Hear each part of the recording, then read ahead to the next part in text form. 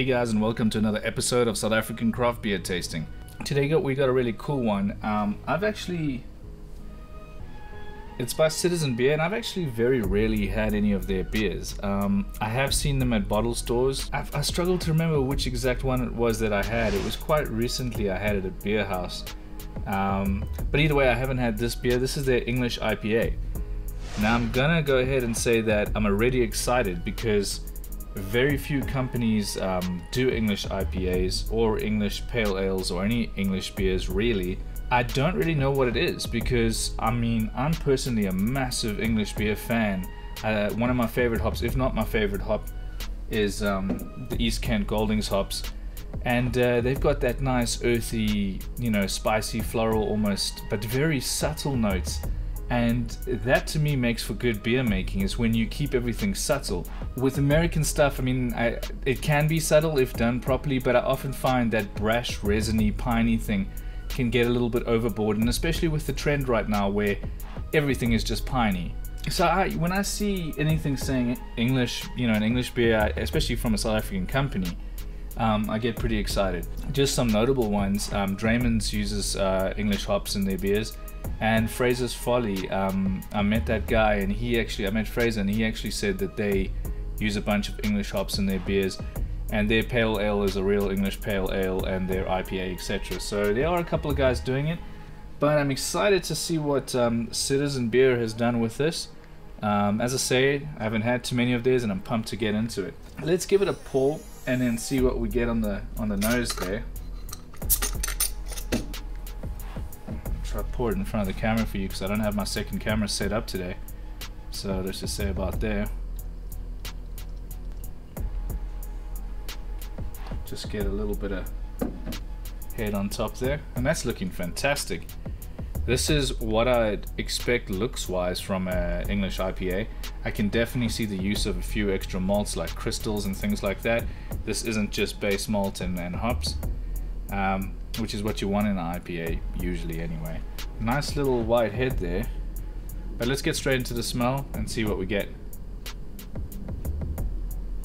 Straight away I'm getting a spicy notes. I am getting that. So I don't know what hops they actually used and how they don't say, unfortunately. I'll have to ask them on Twitter or something. I'm getting like a sort of coppery metallic almost. The difference also with an English versus an American is that the English not only will usually have the different hops obviously, but it'll also have a lot more sort of brewing process and esters and stuff like that. Yeah, so let's see if I can warm this up a little bit. I'm definitely getting esters, so I don't know what yeast they used either, but I'm definitely getting that English. Yeah, I'm liking that. I might be getting a little bit too much into the nose there, but it's very enjoyable. I definitely get floral and spicy, so I'm hoping that is something like a Target or an East Kent or something like that. But let's get right into it. Cheers.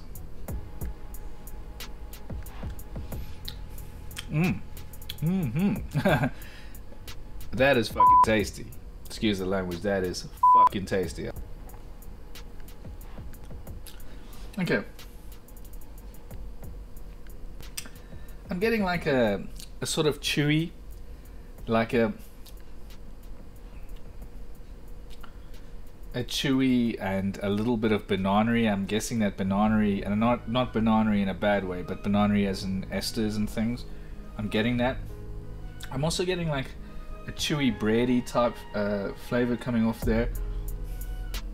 And hops wise, on the finish there, not extreme, but that's again with the English IPAs, they will have slightly ramped up hop bitterness, but they won't be as strong as the American ones.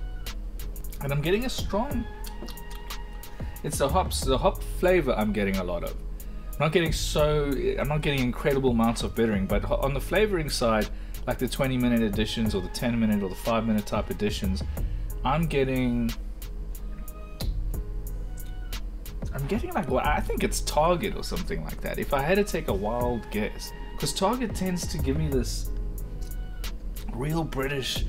Target's used in some of the big the English beers like Bombardier. It's used in there if I'm not mistaken, and I'm getting that from this. But that's a good English beer right there. Tasty.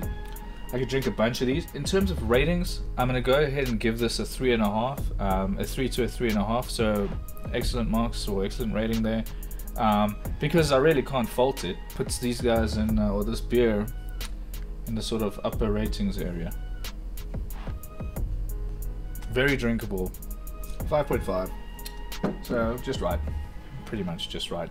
Okay. Cheers to the guys at Citizen. I'll be sure to taste more of your beers. I like this one so much that I'm definitely going to look out for you guys on the shelves and do some more reviews of you. Guys, please hit that like button if you enjoyed the video. It lets me know that you're enjoying it and you want to watch more. Subscribe, same thing. Let me know that you're interested and you want to see more of them, and I'll keep making them for you. That's it. Cheers, guys.